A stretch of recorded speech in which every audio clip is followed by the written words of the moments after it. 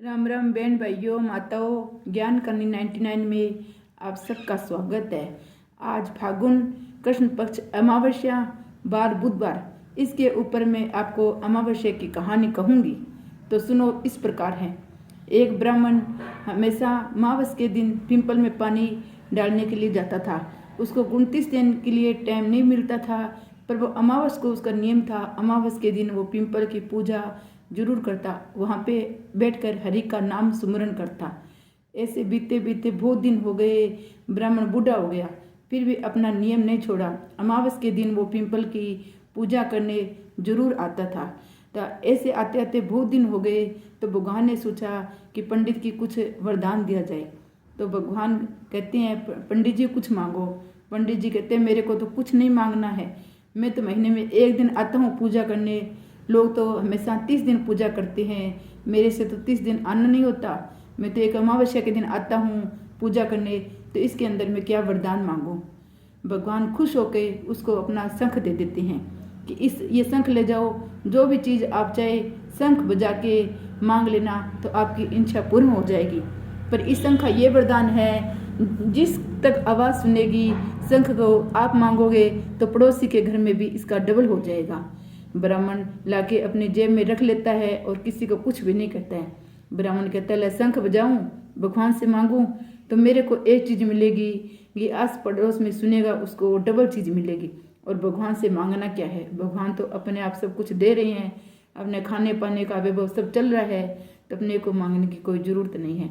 ब्राह्मण कई दिन हो गए चलते चलते, तो ब्राह्मण को ऐसे चिंता होने लगी कि शंखा में क्या करूं, क्या मांगूं इससे, क्या ना मांगूं।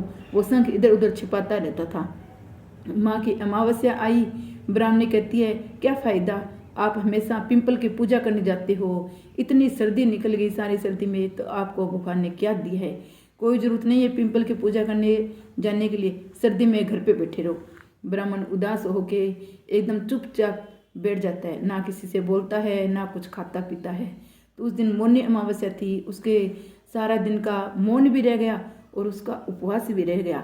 रात हो गई। ब्राह्मणी ने सोचा, ये तो बड़ी कलह कर ली अपने, ब्राह्मण को पिंपल में पानी डालने के लिए नहीं जाने दिया, तो ब्राह्मण ने कुछ खाया पिया भी नहीं और बोला भी नहीं। ब्राह्मणी कहती है, आपके मन में क्या है, वो बात आप बताओ। ब्राह्मण कहता है, तेरे को सही सही बात बताऊं क्या, मेरे पास क्या है। ब्राह्मणी कहती है, हाँ सही बात बताओ, माँ पत्नी से कोई बात नहीं छिपानी चाहिए, मैं आपकी पत्नी हूँ, आप मेरे को बात बताओ।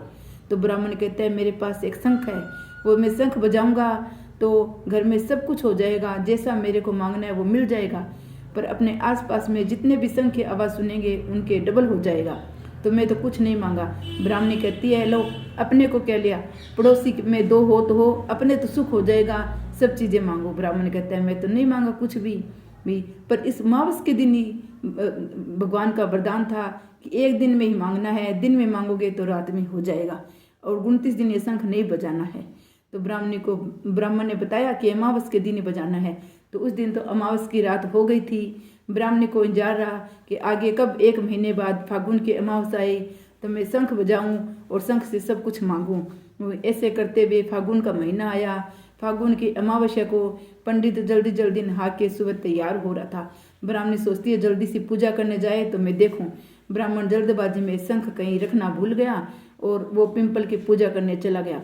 तो ब्राह्मणी पीछे से शंख को बजाती है, मेरे घर के आगे गाड़ी हो जाए, यहाँ पे मेरे धन हो जाए, यहाँ पे मेरे बेड अलमारी, सारी सुख सुविधाएं मांग लेती है। तो जो ब्राह्मणी सुख सुविधा मांगती है, सब सुख सुविधाएं संपन्न हो जाती है। ब्राह्मण पूजा करके आके देखता है तो घर के आगे गाड़ी खड़ी है, सारा घर अलग सा ही बदल गया है। जो ब्राह्मणी ने मांगा वहाँ वो हो गया। तो ब्राह्मण कहते, ये क्या हुआ। ब्राह्मणी कहते, आप तो भोले ब्राह्मणी रह गए, शंख इतने दिन से था आपके पास, आपने कुछ मांगा नहीं, आज मैंने शंख से मांगा तो सब कुछ हो गया। अपने क्या लिया, पड़ोस में 2 हो 3 हो, अपने पास तो सारी सुख सुविधा हो गई। ब्राह्मण कहता है, मेरे को तो इच्छा नहीं है भगवान से मांग के लूँ, अब तूने मांग लिया तो मांग लिया। अब ब्राह्मणी कहती है, अगले अमावस को मैं भी जाऊँगी पूजा करने और मैं भी भगवान से शंख मांगूंगी। ब्राह्मण कहता है, ये भगवान की इच्छा होती है, वैसे ही होता है। तो ब्राह्मणी को अगले अमावस का इंतजार रहा।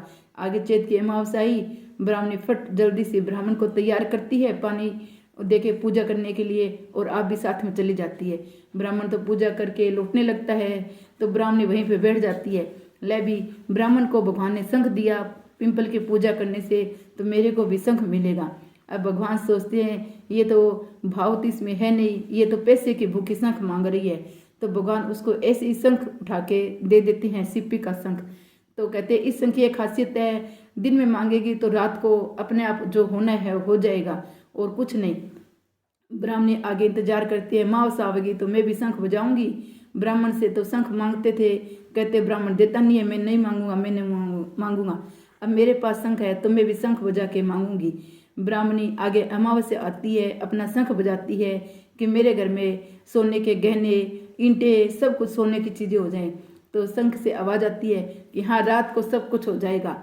तो रात जाती है, अमावस चली जाती है, घर में कुछ नहीं होता है। ब्राह्मणी सोचती ये शंख तो कुछ काम का नहीं है। ऐसे हर अमावस्या को ब्राह्मणी इंतजार करती और अपना शंख बजाती। शंख बजाने से कुछ नहीं होता। ऐसे करते करते फिर फागुन की अमावस्या आ गई तो ब्राह्मणी वहीं पे जाती है वापस, कहती है ये क्या बात हुई, आपने ब्राह्मण को शंख दिया, वो शंख तो इतना करामाती है कि शंख बजाने से सब कुछ हो जाता है। ब्राह्मण वो शंख किसी को बजाने नहीं देता, और मेरे को शंख दिया उससे कुछ नहीं हो रहा है। तो शंख से आवाज़ आती है कि ब्राह्मण ने सच्चे मन से पूजा करके अपने भगवान से प्रकट प्रदान किया था, भगवान ने खुशी से इसको दिया था, तो वो शंख तो शंख है, और ये तो ढपोल शंख है, इस शंख से क्या होगा। ये तो बोलता है यहाँ सब कुछ हो जाएगा, सब कुछ हो जाएगा, पर करने से नहीं। अमावस्या के दिन अपने को पिंपल की पूजा जरूर करनी चाहिए। अपने पितरों का पानी भी पिंपल में डालते हैं, पितरों का श्राद्ध करे, तर्पण करे, चिड़ियों को दाना डाले, कीड़ियों को भी आटा और चीनी मिला के डाले, गौओं को हरा चारा रोटी जरूर दे। अमावस्या का माता की जय। अमावस्या के करने से बहुत धर्म पुण्य दोगुना चौगुना होके मिलता है। पितरदेव की जय।